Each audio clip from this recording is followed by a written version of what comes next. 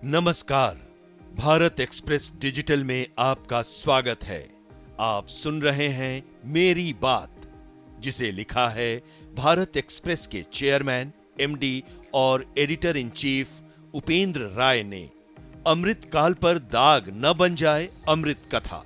खालिस्तान समर्थक भगोड़े अमृतपाल सिंह की कहानी किसी सस्पेंस थ्रिलर से कम है क्या? वो देश भर की पुलिस को चकमा ही नहीं दे रहा है, बल्कि सोशल मीडिया पर नई नई शर्तें और कानून के राज को खुलेआम चैलेंज कर रहा है। 18 मार्च को उसे गिरफ्तार करने के लिए मोगा के कमालके में कमाल की नाकेबंदी की गई थी। 8 जिलों के एसएसपी, 2 डीआईजी स्तर के अधिकारी और अर्धसैनिक बलों की कंपनियां लगी रहीं, लेकिन अमृतपाल उनके सामने से ही फरार हो गया।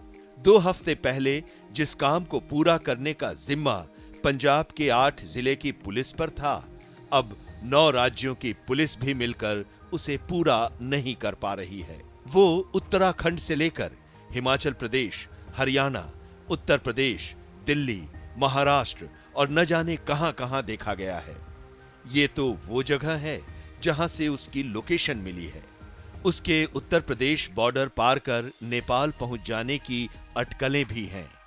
भारतीय दूतावास की अपील पर नेपाल के इमिग्रेशन डिपार्टमेंट ने उसे वॉच लिस्ट में जरूर डाल दिया, लेकिन पुराना इतिहास गवाह है कि नेपाल में ऐसी कार्रवाई कितनी असरकारी होती है।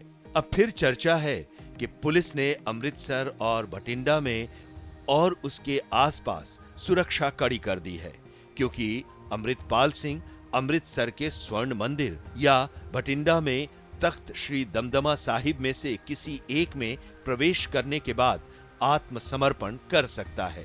ये कोई नहीं बता रहा है कि अगर पुलिस के पास उसके नेपाल चले जाने की सूचना थी, तो फिर परिंदा भी पर नहीं मार सकता वाली सुरक्षा के तमाम दावों के बीच वो बॉर्डर पार कर वापस भारत कैसे लौट आया।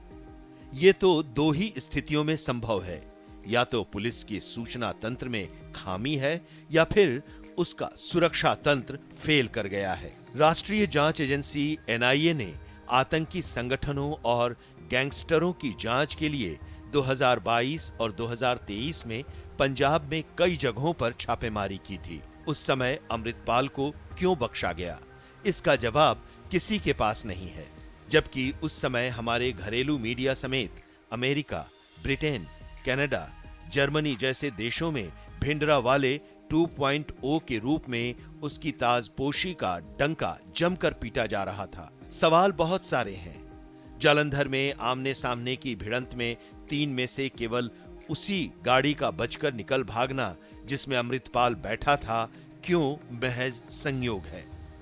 राज्य की 80,000 पुलिस को चकमा देकर एक देश विरोधी का भाग निकलना किसकी काबिलियत कही जाएगी?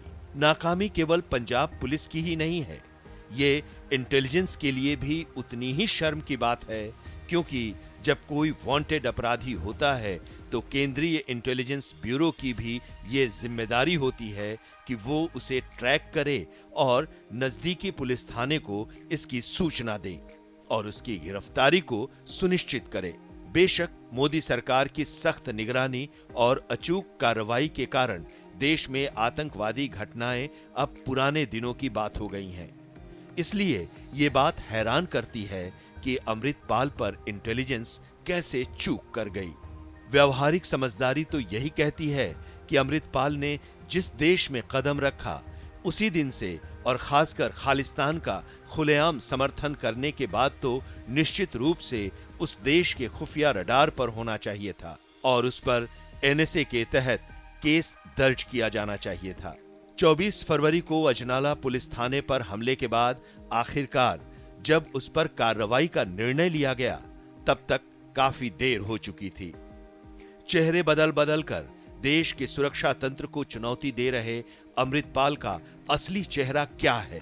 पिछले साल गणतंत्र दिवस पर लाल किले पर खालिस्तानी झंडा फहराने वाले दीप सिद्धू की कार दुर्घटना में रहस्यमयी मौत और उसकी जगह वारिस पंजाब दे संगठन की कमान अपने हाथ में लेने से पहले तक अमृतपाल को भारत क्या, पंजाब का आम बाशिंदा भी ठीक से नहीं जानता था।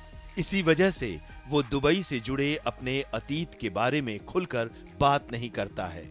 जहां वो गैर अमृतधारी था और सिख धार्मिक सिद्धांतों का पालन नहीं करता था।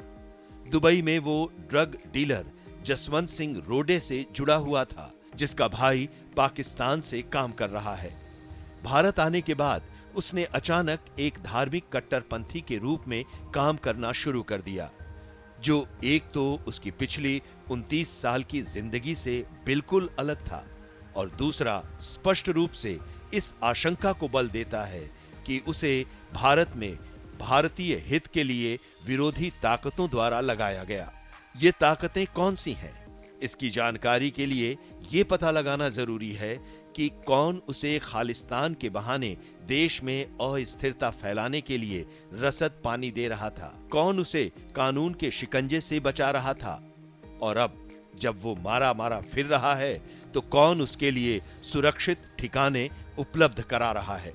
अमृतपाल को 158 विदेशी खातों से फंडिंग की सूचना है, जिनमें से 28 खातों से 5 करोड़ से ज्यादा की रकम भेजी गई थी। इन खातों का कनेक्शन पंजाब के माझा और मालवा से है। आश्चर्य की बात है कि फेमा पर केंद्र सरकार की सक्रियता और उससे जुड़ी कई सक्सेस स्टोरी के बीच भी अमृतपाल एक साथ इतने सारे विदेशी खातों को कैसे ऑपरेट कर रहा था। क्या इस मामले का हवाला से भी कोई कनेक्शन सामने आएगा?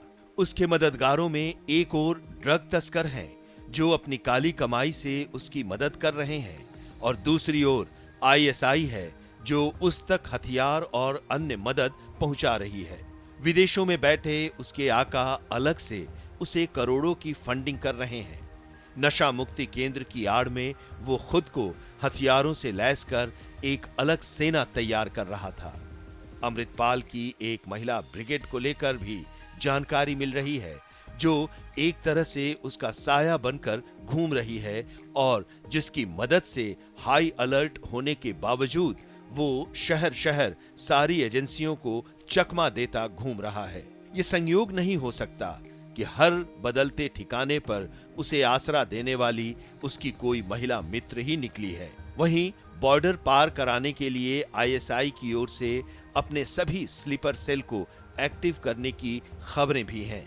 महज 1.5 महीने पहले उसकी पत्नी बनी किरणदीप कौर का भी संदिग्ध अतीत है। वो ब्रिटेन में रहती है और खालिस्तानी समर्थक होने के साथ ही कथित तौर पर बब्बर खालसा संगठन के संपर्क में है। निश्चित रूप से ये जानकारियां महत्वपूर्ण हैं, लेकिन अफसोस की बात यह है कि इन्हें जुटाने में अब बहुत देर हो चुकी है। अमृतपाल का अब तक पकड़ में नहीं आना उसके बढ़ते कद की तरह अब बड़ा सवाल बन गया है। वो खुलेआम पंजाब से लेकर देश के नेताओं को अंजाम भुगतने की चुनौती दे रहा है। सबसे बड़ा खतरा इस बात का है कि पंजाब एक सीमावर्ती राज्य है, जहां सामाजिक और आर्थिक बवंडर फैलाने का तमाम मसाला पहले से मौजूद है।